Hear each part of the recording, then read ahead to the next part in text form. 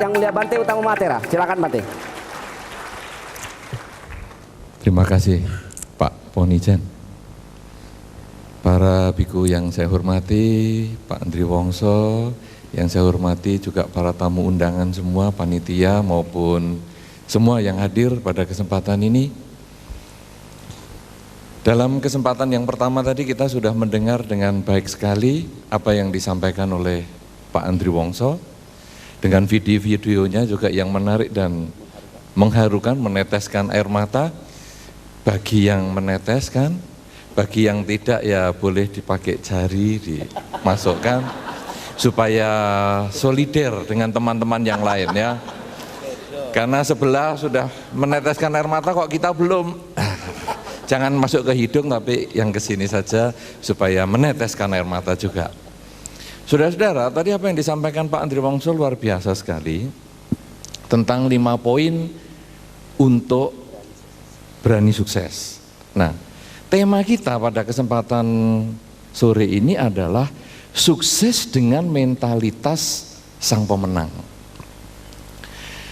Kalau tadi ada petian video yang di awal kehadiran kita atau awal perjumpaan kita, yang saya sampaikan di situ adalah sukses keberanian mengatasi rintangan. Tetapi mungkin dalam kesempatan sore ini saya menyampaikan bahwa sukses sebetulnya adalah konsekuensi logis suatu perjuangan. Jadi kalau kita mau berjuang, ya pastilah bisa sukses. Namanya juga berjuang. Ya kalau tadi istilahnya poinnya Pak Andri Wongso ya berani berjuang, berani memperjuangkan mimpinya. Oleh karena itu saya tidak membahas tentang kesuksesan secara mendalam, karena kesuksesan hanya konsekuensi logis suatu perjuangan. Tetapi yang saya ingin masukkan dalam kesempatan sore hari ini atau yang ingin saya sampaikan dalam kesempatan sore hari ini adalah mentalitas sang pemenang. Apa artinya mentalitas sang pemenang? Apa saja mentalitas sang pemenang, sehingga kalau kita memiliki itu, kesuksesan datang pada diri kita. Tapi kalau kita tidak memiliki itu, kesuksesan jauh dari diri kita. Saudara-saudara, tadi beberapa kali oleh Pak Andri Wongso juga disampaikan tentang riwayat sang Buddha. Saya paling suka kalau diajak bersamaan dengan Pak Andri Wongso. Sehingga kalau panitia waktu dulu mengundang saya, nanti Bante narasumber yang lain adalah Pak Andri Wongso. Saya langsung mengatakan, iya, oke. Karena saya paling suka. Karena kalau beliau jelaskan, saya dengar baik-baik dan banyak masukan, banyak ide-ide. Dan contoh-contoh beliau sangat-sangat bermanfaat bagi saya. Karena saya bisa tinggal tambahi sini dan sana, dilengkapi bumbu sana dan bumbu sini, sudah beres. Ya, maka tadi ketika Pak Ponijan mengusulkan, Bante duluan lah, Pak Andri Wongso belakangan. Enggak mau saya enggak mau, nanti saya enggak bisa dengar dengan baik. Justru saya maunya, saya belakangan. 5 pembicara saya ya nomor 5, supaya saya dengar banyak-banyak. Ini gunanya kuping 2, mulut 1. Banyak dengar, ngomong dikit. Saya tadi kan dengarnya 1 jam lebih, jadi saya ngomong paling 15 menit, cukup. Ya kan begitu, kuping 2, mulut 1. Nah, saudara-saudara, tadi Pak Andri Wongso menyampaikan ada 5 poin untuk mencapai kesuksesan itu atau berani sukses. Saya terpaksa harus memberikan 5 juga. Karena kalau saya memberikan 3, nanti orang mengatakan, oh, Bante kalah sukses sama Pak Andri Wongso. Ya, saya memberikan 7, saya nggak enak sama Pak Andri Wongso. Jadi gimana? Akhirnya saya 5 aja lah, biar sama-sama enaknya. Bagi yang pengen 7, nanti di luaran saya kasih. Ya. Oh, Anda mau daftar? Anda daftar lewat Pak Andri Wongso dulu ya, boleh atau enggak saya mengeluarkan 2 yang lainnya Ki. Saudara-saudara, ada 5 poin yang perlu kita miliki kalau kita ingin punya mental sang pemenang. Sehingga kalau kita punya mental sang pemenang, pasti kita sukses. Apa mental yang pertama? Mental sang pemenang yang pertama. Saudara-saudara, mentalitas kita yang pertama adalah milikilah keyakinan. Yakin apa yang akan kita kerjakan memberikan hasil. Hasil apa ini? Hasilnya tidak sesuai harapan Bante, tetap hasil itu. Saya kerja keras Bante, saya ingin mendapatkan uang pada akhir bulan sekian X rupiah. Tapi kok saya cuma hasilnya setengah X Bante. Itu ya sudah hasil. Jadi tetap ada hasilnya. Apa saja yang kita perjuangkan dengan keyakinan pasti akan menimbulkan hasil. Tapi kalau hasil di akhir bulan 2X, wah itu kesuksesan tadi. Nah, oleh karena itu saudara, nomor 1 kita harus yakin. Apa saja yang Anda lakukan harus Anda yakini. Anda memilih apa saja, Anda memilih misalnya saja, oh ya, ternyata sukses juga ini untuk mengganti mic. Dengan sedikit berteriak, akhirnya diganti mic-nya. Terima kasih Pak Po atas pengertiannya, luar biasa. Memang kita sudah sepanggung nih sering sekali, jadi sudah tahu apa yang dimaksud. Saudara-saudara, ketika Anda memilih misalnya, saya mau sekolah di sekolah A, maka Anda sudah yakin bahwa saya bisa di situ. Ketika Anda menyekolahkan anak Anda di sekolah tertentu, maka Anda sudah memiliki keyakinan, anak saya bisa di situ.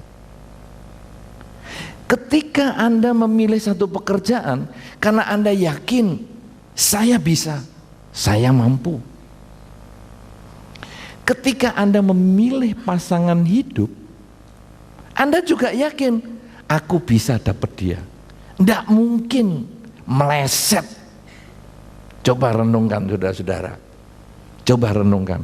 Anda yang sudah punya pasangan hidup siapa?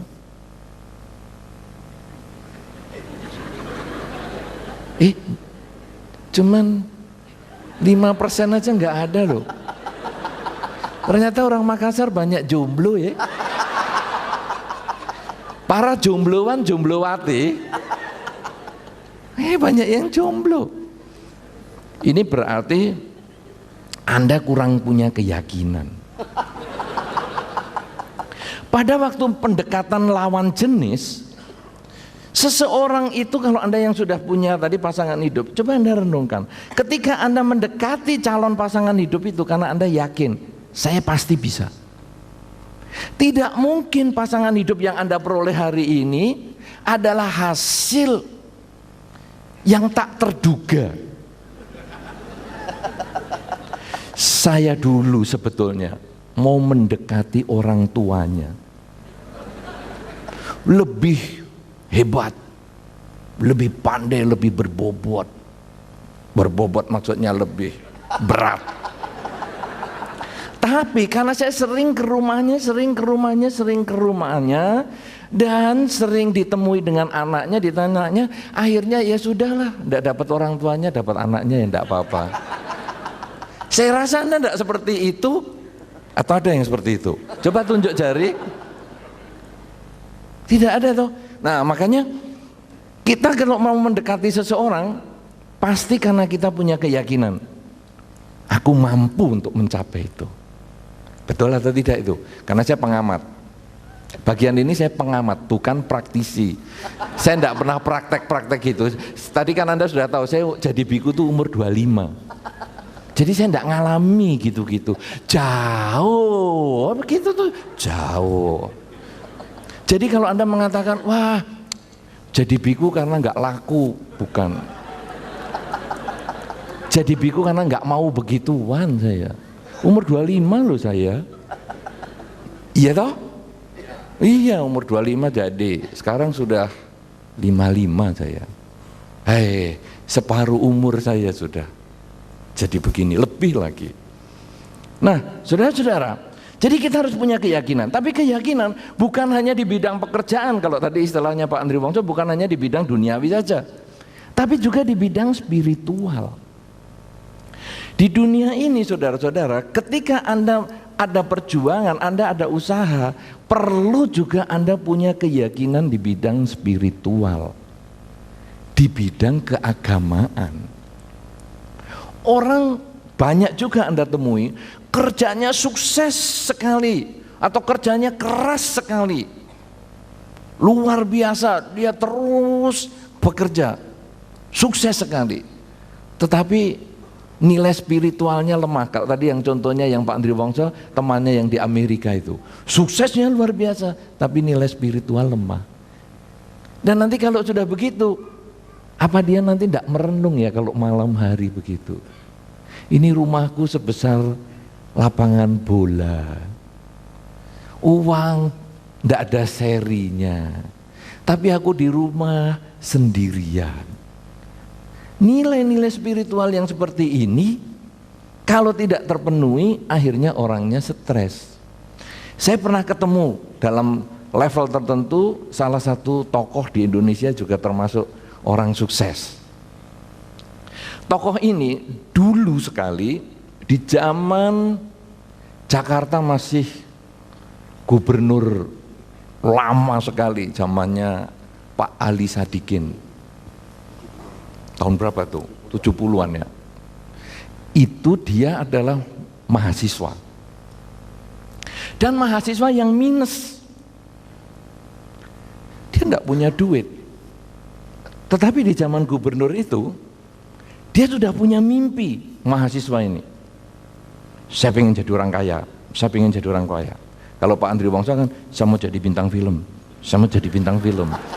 Karena latihannya sudah seperti latihan di Shaolin. Tapi kalau Shaolin itu pasir panas. Kalau ini biji plastik.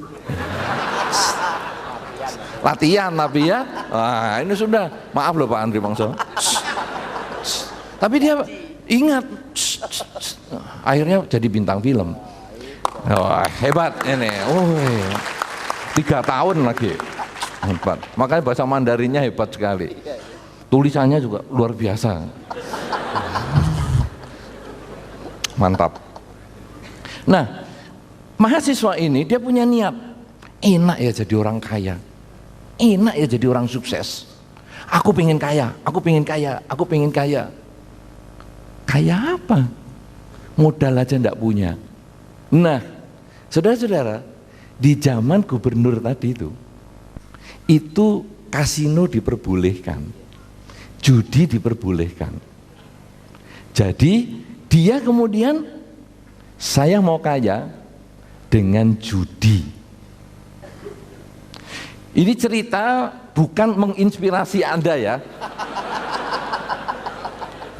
Bukan itu tujuannya. Ini hanya satu kisah nyata yang sangat menarik untuk cerita spiritual tadi, bukan masalah judinya.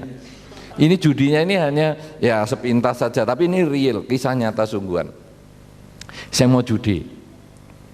Terus saya tanya sama dia, kamu kan mahasiswa, duit juga terbatas, bagaimana kamu bisa judi?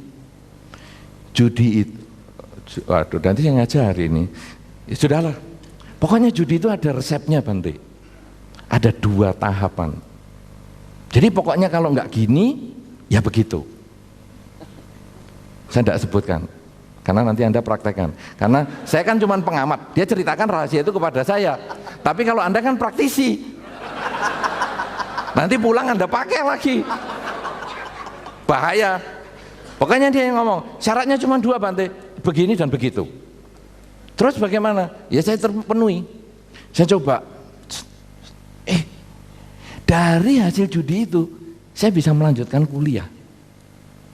Dari hasil judi itu saya kemudian belikan sebidang tanah di Jakarta.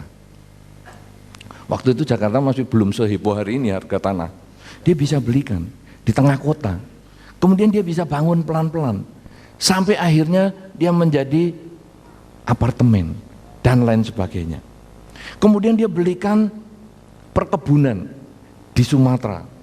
Dijadikan perkebunan kelapa sawit. Luas sekali. Ratusan hektar.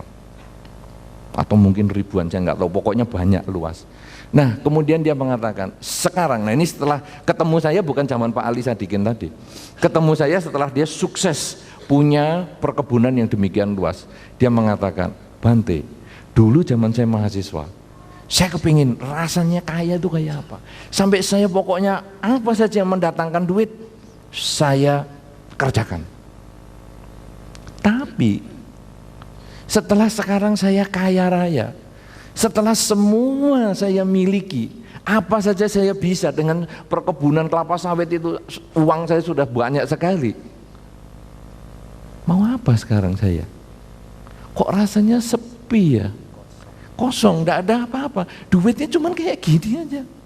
Kayak sampah duit itu. Saya mau buang, nanti ngeracun orang lain. Nah, kan orang lain jadi rebutan. Tapi enggak saya buang, tidak ada gunanya. Saya hanya bisa beli rumah, tapi tidak punya rasa di dalam rumah itu. Tidak ada rasa kehangatan di dalam rumah itu. Saya bisa beli makanan enak, tapi saya tidak bisa beli kenyamanan, kelesatan, tidak rasa sama sekali. Lalu saya mengatakan, kamu ini kurang spiritualnya. Kamu tuh cuma cari duit. Kamu itu hanya seperti makhluk monster yang hanya mencari uang, tapi tidak punya spiritual. Nah, oleh karena itu saudara, dia tidak bisa jadi mental pemenang. Manusia yang punya mental pemenang, yang punya keyakinan, dia harus dipenuhi badan dan batinnya. Kita manusia ini kadang hanya memperhatikan badan. Badan kita kasih makan enak, kita kasih pakaian bagus, kita kasih bentuk rambut yang bagus, kemudian kita hiasi yang aneh-aneh. Apa ini sana sini, didekorasi apa, terserahlah. Tapi saudara, batin kita bagaimana? Sudahkah kita memberi makan batin kita? Sudahkah kita mendekor batin kita? Sudahkah kita memberi pakaian batin kita? Sudahkah kita memberi rumah batin kita? Kadang kita lupa. Bagaimana sekarang memberi makan batin kita, memberi rumah batin kita, memberi perhiasan batin kita? Kegiatan agama, kegiatan ritual, kegiatan spiritual, itulah makanan batin. Ketika Anda gelisah, ketika Anda cemas, bukan duit yang jadi penyelesaian. Tetapi ketika Anda cemas, gelisah, keyakinan pada agama itu membuat kita menjadi tenang. Kita kemudian merasa damai, untung aku sudah ikut agama. Karena di dalam ajaran agama akan diberikan. Kenapa kamu menderita? Pasti ada sebab. Salah satunya adalah karena cara berpikir kamu tidak bisa bersyukur. Ketika kita selalu mengeluh dan mengeluh, karena kita sesungguhnya tidak punya rasa syukur. Saudara-saudara, di dalam hidup ini kadang orang mengeluh, wah, Makassar ini sering macet ya. Dari bandara menuju ke kota saja 1 jam, aduh sering macet. Anda sering mengatakan gitu? Pernah? Pernah toh? Ya, macet. Kemudian mau pakai forrider, ini gara-gara pasti ada yang ngomel macet. Makanya kamu forrider. Tapi kalau sepi sekali, dari bandara menuju ke kota, Anda juga ngeluh loh. Tumben ya sepi sekali. Ini ada mobil, lampu mobil di belakang ini, mau ngapain ya dari tadi ngikuti terus. Ini lampu mobil ngapain? Sepi juga takut. Rame juga ngeri. Ngomel, protes. Kenapa saudara? Karena kita tidak punya rasa syukur. Kita ini selalu protes, padahal rame kita harusnya happy dong. Wah, jalanan rame, banyak teman. Jalanan sepi, ini ternyata kalau kita membayar pajak, ternyata bisa pakai jalanan sendiri seperti malam hari ini jam 2 ini. Bandara, kota cuma 15 menit. Wah, ini gara-gara bayar pajak. Enak. Nah, saudara-saudara, ketika kita mengeluh, maka keberuntungan akan pergi. Ada satu kisah yang menceritakan tentang keberuntungan ini. Kalau si keberuntungan ini adalah sesosok manusia, istilahnya kalau di dalam teori sastra ini personifikasi, ya. Jadi mempersonkan, menjadikan seperti orang. Keberuntungan itu andai kata seperti orang, maka keberuntungan itu mungkin baru mengetuk rumah Anda. Tapi keberuntungan mengetuk rumah Anda terus-terusan, tidak ada yang buka pintu. Keberuntungan datang mestinya kan kalau dibukakan seterusnya rumah happy. Tapi keberuntungan mengetuk rumah Anda tidak ada yang membuka pintu. Kemana penghuninya? Sedang mengeluh di tetangga. Duh, hidupku menderita ya, kamu tahu nggak rumah tanggaku begini, usahaku begini. Padahal keberuntungan mengetuk di rumah. Coba saudara, kalau kita di rumah dan kemudian kita bisa menerima kehidupan ini, mensyukuri hidup ini, maka kita akan bahagia. Jalanan macet kita bahagia, karena kita berarti punya kesempatan melihat ke kanan ke kiri, lihat model bagus, mobil sana, oh bagus, mobil ini bagus, ngitung mobil macam-macam yang serinya sama dengan punya kita, ya. Kemudian lihat penumpang mobil sebelah, kita kasih tangan, hai. Paling dia bingung, siapa itu? Hai, siapa itu? Kemudian keluarga kita tanya, kamu kenal? Enggak. Lah ngapain ngasih tangan? Ini kan jalanan macet. Kalau dia kenal aku, maklum aku artis. Kalau dia kenal aku nggak kenal dia akan merasa bahagia.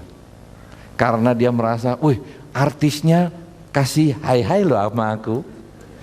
Walaupun belum sampai cium pipi kayak tadi Pak Andri Wongso dengan Pak siapa? Kan tadi Pak Andri Wongso dengan Bapak ini kan Pak Mulyadi, wah cium pipi kiri kanan, cipika ya. Belum sampai gitu. Tapi minimal kalau di mobil, Anda boleh praktekkan nih ya, kalau macet, hai, siapapun juga. Kalau orang itu kenal dengan Anda, mereka bahagia. Oh, ternyata temanku itu nggak sombong. Sip. Tapi kalau nggak kenal, dia juga akan mikir, siapa ya tadi? Siapa itu? Dan karena dia mikir, dia fokus pada mikir itu, lupa macetnya. Dia hanya sibuk tanya, siapa itu? Kamu kenal nggak nak? Kamu kenal nggak? Sambil telepon. Kamu kan situ sambil difoto.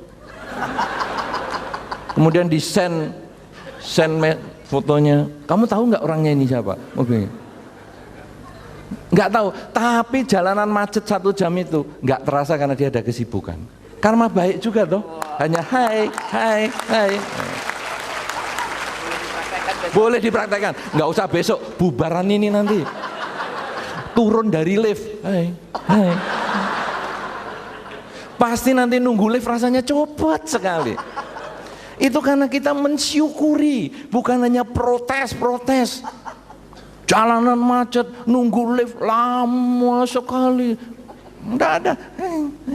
Makin lama liftnya, kesempatan hai-hai semakin banyak.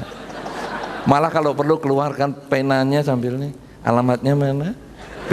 Pinnya berapa? Alamat gampang. Saudara-saudara, inilah keyakinan pada spiritual. Jadi kita di dalam kehidupan ini, sebetulnya spiritual itu adalah menciptakan kesempatan-kesempatan. Karena itu, kalau hanya orang mengembangkan spiritual tanpa usaha, dia tidak akan pernah bisa sukses. Usaha tanpa spiritual sulit bahagia. Tapi kalau spiritual dan usaha dua-duanya dikembangkan dalam satu poin keyakinan sebagai mentalitas sang pemenang yang pertama, maka kesuksesan itu akan badan dan batin secara lengkap. Karena itu bagi Anda yang masih kurang rajin ke tempat ibadah, khususnya agama Buddha ke wihara, mulai sekarang belum terlambat untuk membangun mentalitas sang pemenang dengan lebih rajin ke wihara. Ya, rajin ke wihara. Bagi Anda yang sudah rajin ke wihara tapi belum sukses, belum terlambat untuk Anda mulai berjuang.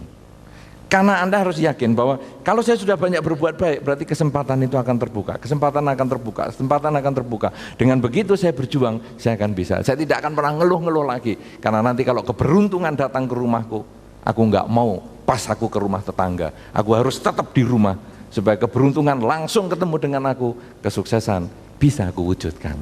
Ya, itu keyakinan sebagai mentalitas pemenang yang pertama. Mentalitas pemenang yang kedua adalah kemoralan. Kita bekerja dengan keras, kita melakukan spiritual dengan baik, itu harus sesuai dengan kemoralan. Artinya apa? Saya kerja Bante, kerja keras Bante. Apa itu? Buka tempat perjudian. Ini melanggar aturan, ini melanggar aturan kemoralan, melanggar hukum, tidak sesuai. Saya sudah sembahyang banyak Bante, kemana? Ke perdukunan. Ya, ini juga kesesatan. Jadi keyakinan yang tadi dalam usaha, keyakinan yang di dalam ke spiritualan, itu juga harus yang dinilai positif, yang sesuai dengan dharma. Kalau di dalam dharma, sila itu tidak membunuh, mencuri, berzina, bohong, dan mabuk-mabukan. Jadi usaha yang Anda lakukan, perjuangan yang Anda lakukan, kalau Anda sebagai umat Buddha, maka jangan melanggar Pancasila Buddhis. Jangan usaha yang membuat ada pembunuhan, mengkondisikan ada pencurian, mengkondisikan terjadinya perzinahan, kebohongan maupun mabuk-mabukan. Jangan usaha di bidang ini. Kemudian kalaupun Anda berdoa atau mengembangkan spiritual, juga jangan yang mengembangkan pembunuhan, pencurian. Misalnya, wah, toko saya biar rame bagaimana ya? Oh gampang, disyarati. Syaratnya apa? Kucing dipotong. Ya, kepalanya sudah dipotong, tanam depan toko. Kepalanya saja. Badannya dan buntutnya belakang toko. Jadi maksudnya apa ini? Toko itu kepala kucing, tokonya ini seperti badannya, kemudian buntutnya di belakang lagi. Artinya kucing itu adalah makhluk yang sulit mati. Hotel ini berapa lantai? 13 ya? 13 lantai. Berapa lantai? Tadi katanya ada yang berapa lantai ini? 15? 18? 18 lantai? 18. Termasuk angka 4 sama 13 enggak? Kadang-kadang 18 itu angka 4-nya enggak dihitung. Kadang-kadang, oke lah katakanlah 18. Kucing dibanting dari lantai 18 belum tentu mati loh. Saya katakan belum tentu ini. Karena kucing itu dibanting dari satu lantai saja, dia selalu bisa kakinya napak ke bawah. Anda pernah perhatikan enggak? Jangan dipakai, praktekkan, karena itu kucing itu sebetulnya kalau dibanting dia selalu gini. Makanya jarang ada kucing mati karena jatuh. Nah, kalau sekarang menurut spiritual sesat tadi, kalau kepala kucing diletakkan di depan toko, kemudian buntutnya itu di belakang toko, maka toko ini seperti badannya kucing, enggak mati-mati, sukses terus. Ini spiritual sesat. Ini kemudian mengkondisikan ada pembunuhan untuk toko kita sukses. Ini berarti bukan spiritual yang sesungguhnya. Atau kalau tokomu mau sukses, atau kalau kamu mau mendapat pasangan hidup, curilah paku peti mati.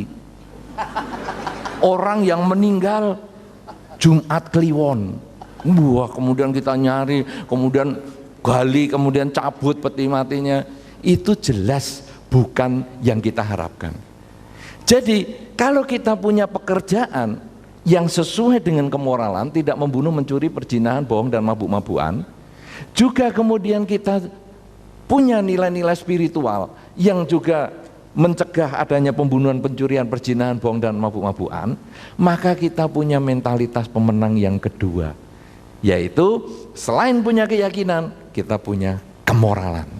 Ya, nah, saudara-saudara, yang ketiga sekarang, apa ini? Selain keyakinan dan kemoralan, yang ketiga adalah mau mendengar, mau membuka telinga, mau memasukkan informasi-informasi baik tentang kehidupan duniawi maupun spiritual. Artinya bagaimana ini? Kalau duniawi, kadang Anda ikutlah seminar-seminar semacam ini. Penting ya, ada pekerjaan bagaimana, ya kemudian supaya maju bagaimana, atau tentang rumah tangga, nanti mungkin ada seminar tentang rumah tangga, bagaimana, seminar tentang pendidikan, sering-seringlah Anda belajar. Tapi kalau kemudian seminar ini jarang diadakan, baca buku juga boleh. Baca buku, lihat di internet, nonton televisi, banyak pelajaran yang kita bisa dapatkan. Yang penting kita mau membuka diri untuk belajar. Selain belajar yang bidang sehari-hari, kita juga spiritual itu belajar. Inilah gunanya kenapa kita perlu kebaktian rutin. Orang-orang kadang mengatakan, untuk apa kebaktian rutin? Tiap hari Minggu kebaktian, untuk apa? Saya sudah tahu pasti diajari yang baik-baik. Tidak ada diajari bagaimana mencuri dompet, tidak ada. Bagaimana membuka lemari orang tua dan mengambil duitnya tanpa diketahui, enggak ada. Di semua agama pasti ngajari baik-baik. Saya sudah tahu dan saya sudah baik. Saudara-saudara, orang yang semacam ini, orang yang tidak mau belajar di bidang spiritual, akhirnya juga dia berhenti. Beberapa orang mengatakan, oh saya umat Buddha Bante, dari kecil saya umat Buddha. Memang aneh umat Buddha ini. Ada orang yang KTP-nya Buddhis, dari kecil juga Buddhis, orang tuanya juga Buddhis. Bahkan nanti pesan kalau saya sakit meninggal juga diupacarai agama Buddha. Ada itu. Tapi kalau ditanya, Sang Buddha asalnya dari mana? Kadang nggak bisa jawab loh. Oh, Sang Buddha dari Tiongkok. Hah? Dari Tiongkok? Wih, itu rupang-rupang itu kan buktinya itu rupang dari Tiongkok. Berarti Sang Buddha dari Tiongkok. Padahal dari kecil sudah Buddhis. Ada itu. Ada yang umat Buddha yang kalau ke wihara itu hanya pas Imlek. Wah, kalau Imlek dia langsung sembahyang. Ini mau Imlek nih. Wah, sudah sembahyang hebat luar biasa. Tapi sisanya tidak pernah ke wihara. Terus nanti bagaimana cara baca parita menurut agama Buddha? Walah, baca parita itu urusannya biku. Saya pokoknya sembahyang Imlekan aja. Ada yang seperti itu. Nah, saudara-saudara, kita tidak kepingin ada umat Buddha yang hanya berhenti sampai di situ.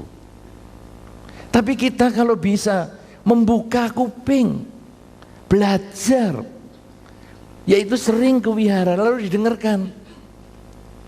Oh, ini pelajaran ini begini, kemudian kita jalankan.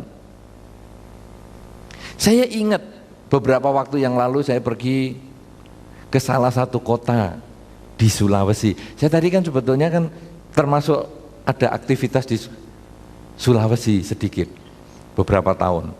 Kemudian saya pergi ke salah satu tempat. Saya tanya, ini kok hari ini agak sepi ya sembayangnya atau kebaktiannya? Dia jawab, hari ini Bante, kalau sepi wihara berarti usaha mereka baru lancar semua. Maksudnya apa?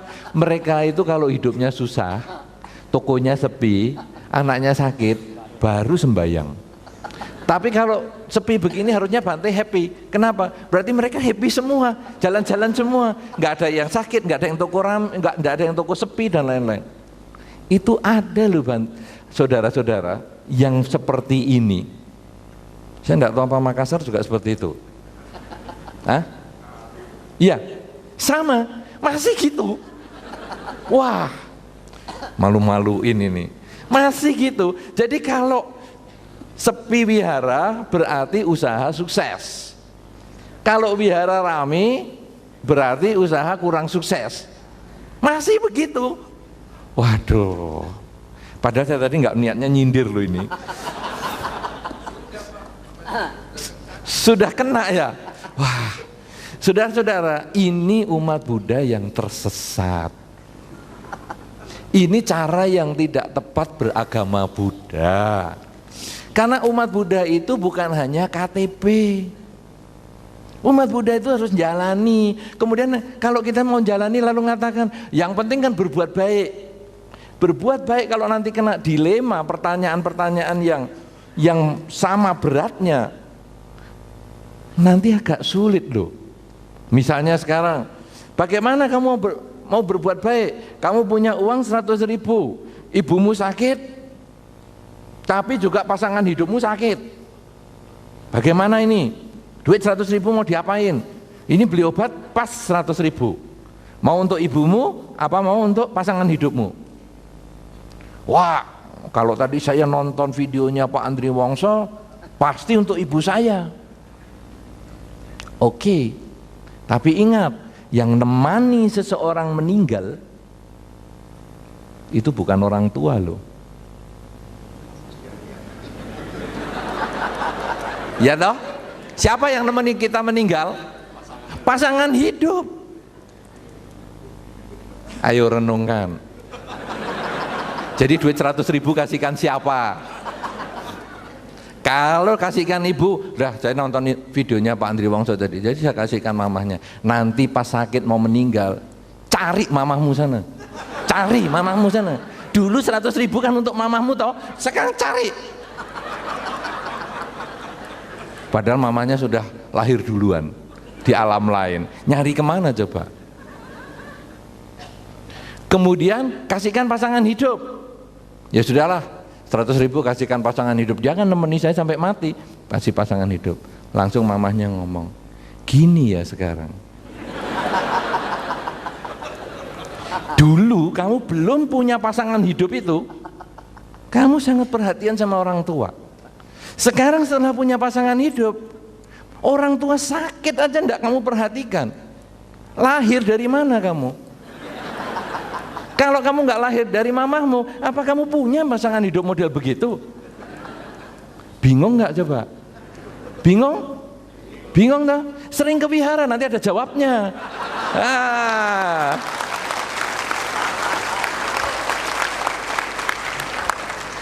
Nah inilah makanya kita harus buka kuping. Kalau tadi syarat yang pertama punya keyakinan, yang kedua punya kemoralan, maka yang ketiga harus banyak belajar. Belajar di urusan keduniawian, belajar juga di bidang spiritual. Karena tidak akan pernah ada habisnya, keduniawian maupun spiritual tidak ada habis-habisnya. Makanya saya cocok sekali dengan yang Pak Andri Wongso. Temanya kan Pak Andri Wongso ini menyebut dirinya sang pembelajar. Cuman tadi nggak disebut tadi di situ ya. Sebetulnya pada profil yang lain Pak Andri Wongso menyebutkan sang pembelajar. Karena memang kita ini tidak akan pernah ada habisnya belajar.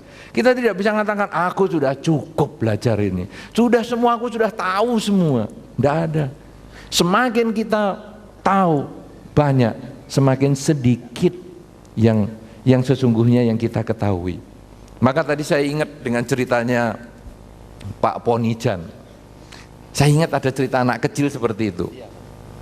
Saudara-saudara, ada anak kecil umur 5 tahun. Kemudian dia masuk sekolah TK. Sekarang TK di sini diajari membaca nggak? Sudah ya? Atau malah prasekolah sudah diajari? TK loh diajari membaca. Wah, baca dia. Ini si Budi. Budi Perdata. Hah? Budi Perdata. Itu Budi juga. Oh. Oh. Maaf, berarti namanya sangat terkenal sampai ke TK. Ya.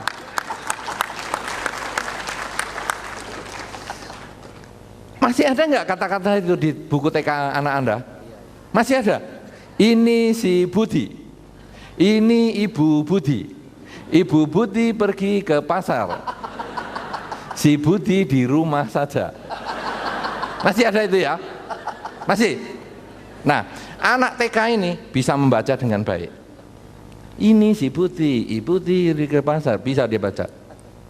Wah, bangga. Kemudian ada lomba membaca di kelas. Lomba membaca di kelas. Wah, gurunya Pak Ponijan itu soalnya. Pak Ponijan guru loh. Tadi kan setelah dari mana tadi? Kan dari tebing ya. Kemudian mendirikan sekolah toh di Jakarta. Guru ini luar biasa, mantan. Nah, saudara, kemudian gurunya Pak Ponijan tadi mengatakan, ayo coba, nak, kita lomba membaca. Wah, anak ini paling top membaca. Kemudian dikasih penghargaan. Saudara-saudara, anak ini bangga. Kemudian dia pulang. Pulang, dia ketemu pembantunya. Pembantunya ini agak tua. Rambutnya ya sudah putih model saya begini. Kurang berpendidikan. Tapi bukan SDTT. Ndak SDTT dia, malah ndak SD. Ndak SD. Kemudian sama pembantunya dia ngetanya, coba kamu baca buku yang tadi untuk lomba itu, kamu baca. Aduh, ndak bisa saya baca, kata si pembantu rumah ini. Nggak bisa, ini gampang, ini si Budi, nggak bisa, itu juga Budi, nggak bisa, mana-mana Budi, aduh, nggak ada. Anak ini bangga, ternyata bisa baca itu happy ya, senang. Terus saking bangganya dia ngomong sama bapaknya, Pak, apa sih rasanya orang tidak bisa baca? Pasti dunia ini rasanya sempit. Wah, senang ya kalau bisa baca. Kasihan orang-orang yang tidak bisa baca, kasihan. Oh, cuman baca ini si Budi, tidak bisa. Kasihan. Saudara-saudara, orang tua yang baik tidak kemudian membela anak yang sesat seperti ini.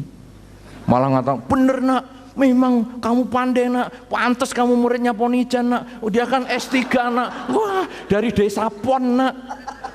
Anda perhatikan tadi sekolahnya desa Pon. Maka itulah asal kata nama Ponijan.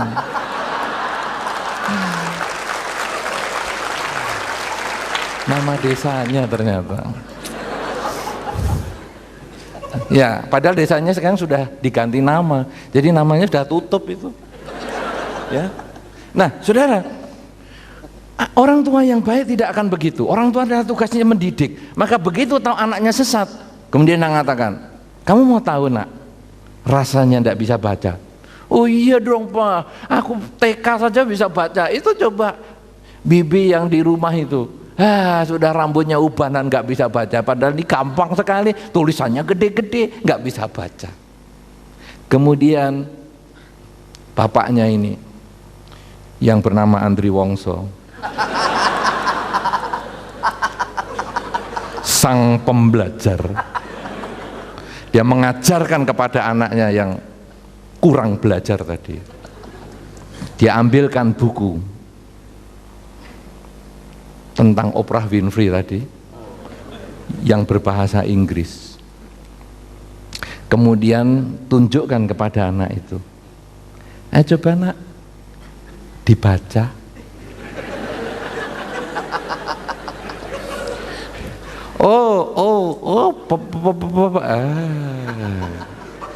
Gak bisa baca kan?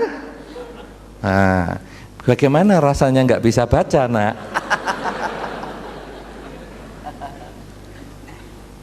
Betul. Ternyata kita itu kecil.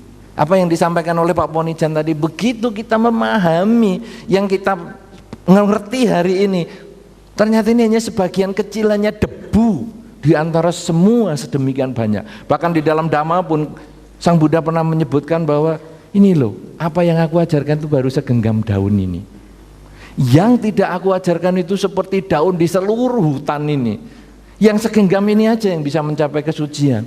Yang lain-lain ini ya bonus, tidak usah dipelajari, tidak apa-apa, tapi cukup segenggam ini. Artinya yang kita pelajari itu sebetulnya sangat-sangat sedikit. Tidak perlu kita sombong.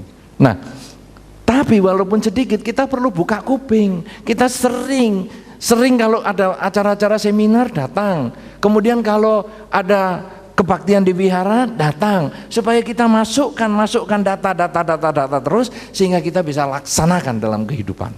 Nah, saudara-saudara, kalau kita sudah ada keyakinan baik di bidang pekerjaan maupun agama, kemudian ada kemoralan baik di bidang pekerjaan maupun agama, kemudian juga ada suka mendengar, mendapatkan informasi baik di bidang pekerjaan maupun agama, maka yang keempat adalah kerelaan. Kerelaan ini adalah memberi, berbagi. Berbagi di bidang pekerjaan adalah mencari hasil, mendapatkan hasil, kemudian cobalah kita bagi-bagi. Ya, seperti dalam kesempatan ini kan juga tadi kalau kita lihat sponsornya banyak sekali. Sampai Pak Egi saja mau bacanya bingung. Wah, saking banyaknya. Ini luar biasa sekali. Nah, kenapa saudara? Karena umat-umat ataupun para simpatisan di sini, karena banyak juga loh yang bukan umat, yang sponsor itu, ya, para simpatisan ini rela berbagi. Secara materi rela berbagi. Wah. Ini termasuk punya mentalitas sang pemenang. Karena mau berbagi. Berapa banyak saudara kita ini yang kadang punya sesuatu tapi sulit berbagi. Kadang-kadang, ayo ini ada acara seminar, ayo kita berdana, kamu aja. Atau kalau panitia mungkin mengeluarkan edaran, mana? Oh, aku nggak mau yang nomor 1. Kamu keliling dulu sana seluruh kota. Nanti aku lihat aku yang paling akhir. Nah, kemudian panitia keliling, semua jawabnya sama. Kamu keliling dulu seluruh kota. Kamu keliling dulu seluruh kota. Akhirnya panitia sudah seminggu jalan kosong. Akhirnya panitia ngisi sendiri X rupiah. Ketika panitia ngisi X rupiah pertama, semua X semua. Nggak ada yang 2X, 3X, 10X, nggak ada. X semua. Coba saudara. Kenapa? Karena kadang kita sulit berbagi. Ada satu kisah saudara. Kisah tentang persaudaraan. Anaknya Pak Ponijan cuma 1, jadi nggak bisa untuk contoh. Tapi anaknya Pak Andri Wongso 3 bisa lah dijadikan contoh. Masih ada. Masih ada. Anak Pak Andri Wongso mungkin waktu masih kecil-kecil 3 orang. Saya ambil contoh saja lah. Saya pakai contohnya Pak Andri Wongso itu karena tahu kalau saya main-main. Kalau saya pilih salah satu misalnya Pak Budi atau apa, dikira saya membicarakan keluarganya kan repot, ya. Nah, saya jadi pilih Pak Andri Wongso karena saya main-main. Ya. Nah, waktu anaknya Pak Andri Wongso masih kecil, atau lebih gampang lagi Pak Andri Wongso sendirilah. Tadi kan Pak Andri Wongso 3 bersaudara. Andri Wongso anak kedua dari 3 bersaudara. Hafal. Satu ketika mamahnya memberikan sepotong roti. Kan seingat saya kan mengerjakan roti ya Pak Andri Wongso, membuat kue. Mamahnya memberikan sepotong roti kepada Pak Andri Wongso. Kemudian mamahnya berkata, Nak Andri, ini kamu bagilah roti ini kepada saudara-saudaramu, karena kamu 3 bersaudara. Oh, iya mah. Mungkin dia, owe mah. Owe mah. Kemudian Andri kecil tidak mengerti. Jadi dia tanya, Mah, apa sih artinya persaudaraan? Mamahnya menjawab dengan bijaksana. Persaudaraan artinya, Nak, ketika kamu punya roti yang sebesar itu, kemudian kamu bagi ke kakakmu, dan kamu bagi ke adikmu, dan kamu mengambil hanya jumlah yang sedikit, itulah persaudaraan. Betul apa enggak? Kamu bagikan ke kakakmu gede, kamu kasihkan adikmu gede, yang kecil untuk kamu sendiri. Betul lah. Ini kan persaudaraan. Mengalah tuh artinya. Betul enggak? Betul apa tidak? Roti gede nih, bagi 3. Pokoknya untuk koko paling gede, adik gede juga, diri sendiri sedikit. Betul? Cocok? Kenapa? Masa harus sama? Wah, pelit-pelit nih, nggak mau berkorban, bahkan kepada keluarganya aja nggak mau berkorban. Padahal sebetulnya menurut mamanya Andri Wongso dalam kisah ini, tidak tahu di kenyataannya, dia mengatakan besar kasih koko, agak kecil kasih adik, kamu paling kecil. Saudara-saudara, Andri Wongso punya mimpi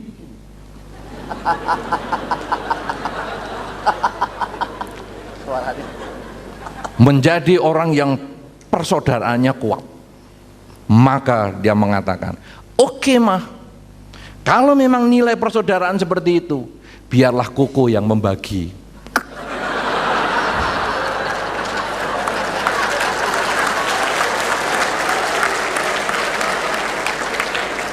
Apa itu? Kokonya dapat yang kecil toh. Kan Andri Wongso punya mimpi dapat roti yang lebih gede. Kalau dia yang bagi kecil, kokonya aja yang bagi. Pinter memang Andri Wongso. Aduh, hebat Andri Wongso. Mantep memang. Nah, saudara-saudara, jadi sekarang sebetulnya itu kerelaan.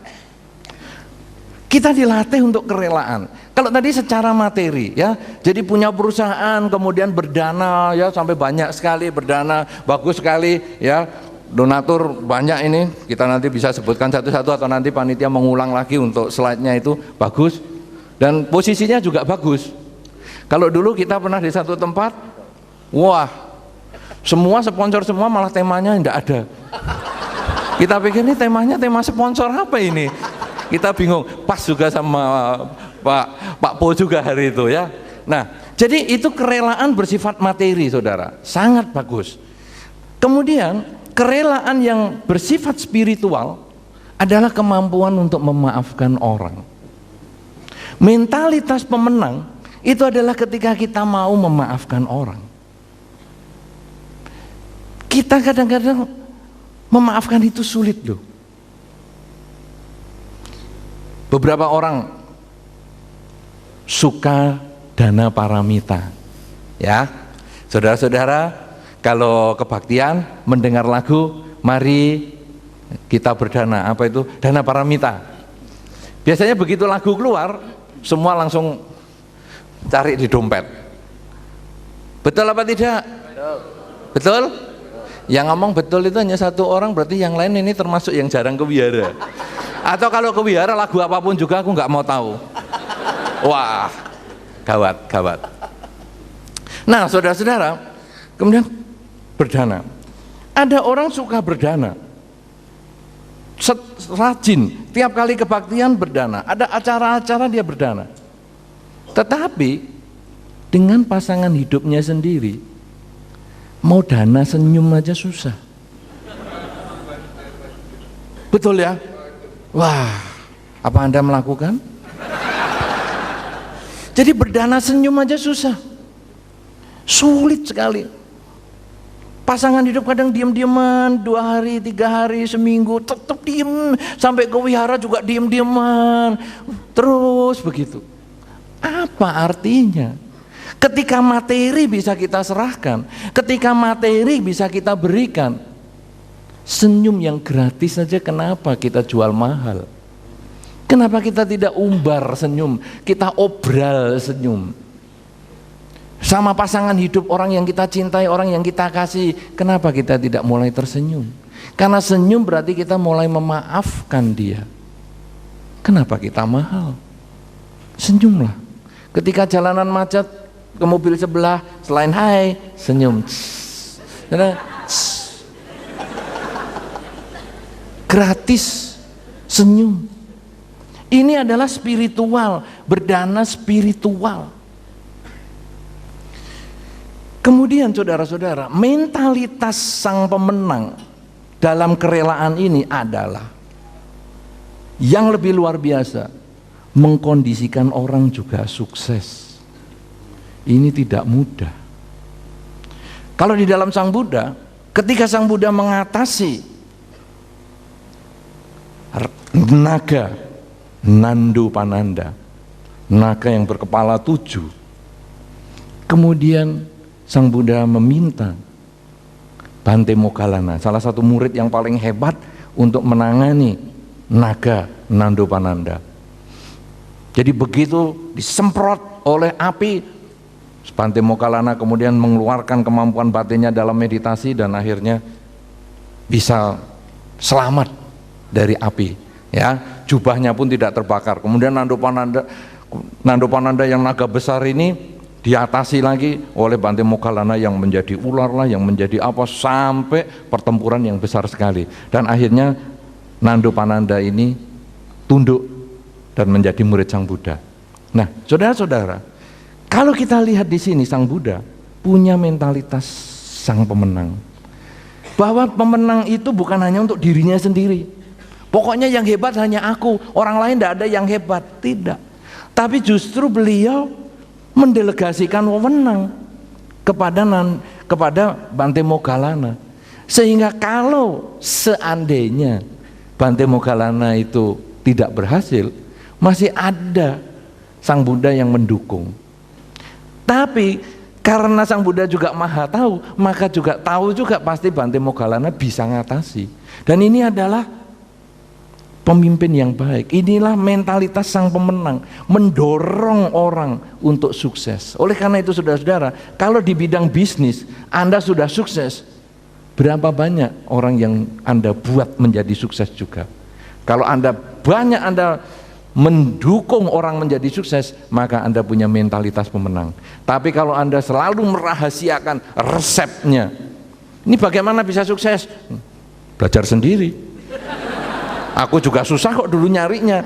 Ini bukan mentalitas pemenang. Walaupun sukses, dia adalah mentalitas pecundang. Tidak bisa melawan persaingan. Tapi kalau orang mentalitas sukses, dia berani bersaing. Ayo, kamu aku ajari, total aku ajari. Maka kalau kamu sukses, kamu lebih sukses dari aku, itu memang rezekimu. Tapi kalau aku tetap yang sukses, berarti kita memang rezeki kita beda. Kemampuan boleh sama, rezeki tidak sama. Nah, inilah sebabnya saudara-saudara, kalau Anda punya pegawai di toko, kadang-kadang Anda ajari aja 100% apa yang Anda bisa, ajari. Enggak apa-apa. Kemudian orang mengatakan, wah, setelah saya ajari kok dia diambil toko sebelah. Enggak apa-apa. Berarti apa yang kamu ajarkan sukses. Karena sampai orang lain tertarik untuk menjadi pegawai, menarik pegawaimu. Didik lagi dari nol lagi. Lah kan capek membuat orang jadi pandai. Berarti kamu tidak punya mentalitas pemenang. Didik lagi dari nol, diambil lagi pantai sama tetangga, ambil lagi, silakan. Ambil lagi, silakan. Kenapa? Karena satu saat nanti kamu akan membuktikan bahwa kebajikanmu itu tidak akan tertandingi. Kamu akan tetap menjadi pemenang. Dan dia yang hanya ngikuti saja itu, dia tetap akan pecundang.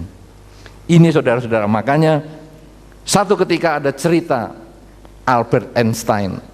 Tadi gambarnya sudah ada di bawahnya Pak Andri Wongso. Masih ingat tadi salah satu Albert Einstein, di atas lagi tiang, dan dengan musik sreng, epic banget. Wah, Andri Wongso, sang pembelajar. Nah, satu ketika saudara, Albert Einstein ini mengajarkan teorinya pada hari itu adalah teori relativitas yang di mana-mana di seluruh perguruan tinggi diajarkan terus. Ini kisah nyata. Sopirnya selalu ikut duduk di belakang. Sopirnya ikut. Wah, ini cerita terus gitu juga. Sampai sopirnya ini hafal. Kalau Einstein ngomong ini, yang pertama mesti yang kedua ini. Yang ketiga ini, yang keempat ini hafal dia, ngelotok. Kemudian diskusi. Wah, pokoknya kalau pertanyaannya ini jawabnya ini ngelotok. Sopir ini sampai satu ketika iseng. Mungkin lama-lama nanti Pak Egi bisa iseng juga loh sama Pak Ponijan. Ayo coba kita ganti. Nah, siapa tahu di tempat itu yang tidak ada Chinese Ghost Story tadi. Jadi nggak tahu Pak Po itu model bagaimana. Anda tahu Pak Egi ya? Yang tadi loh yang buka acara. Ngemsi. Nah, satu ketika sopirnya iseng. Einstein, gantian yuk.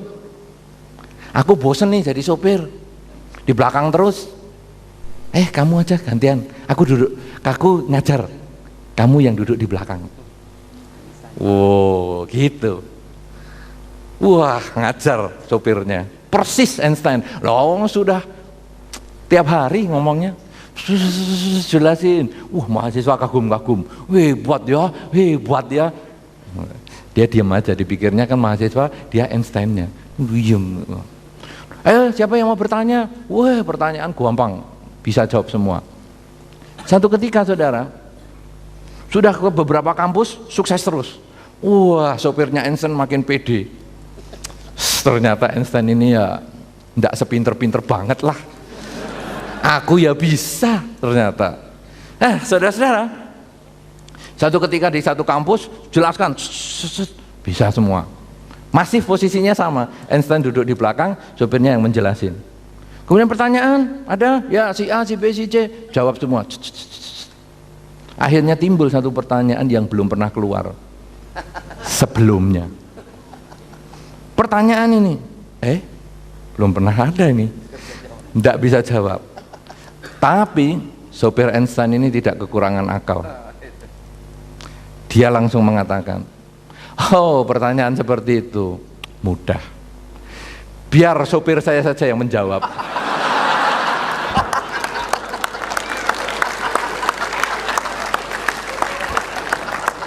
Akhirnya Einstein maju dan ini sopirnya. Jawab dia.